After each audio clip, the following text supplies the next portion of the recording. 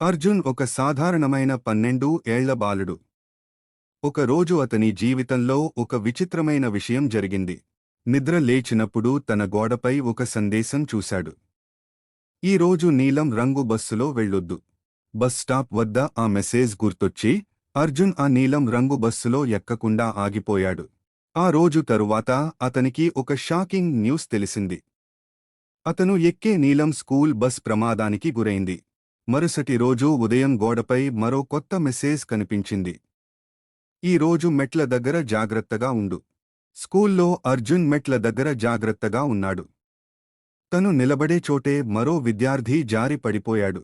రోజుకో కొత్త మెసేజ్ గోడపై కనిపిస్తూ ఆ రోజు జరిగే ప్రమాదాల గురించి అర్జున్ని హెచ్చరిస్తూ ఉండేవి. ఒక రాత్రి గోడపై మెసేజ్ కనిపించింది. ఈ రాత్రి 11 గంటలకు తలుపు తెరవొద్దు. కరెక్ట్గా 11కి తలుపు మీద శబ్దం వచ్చింది. అర్జున్ తలుపు తెరవకుండా ఆగిపోయాడు.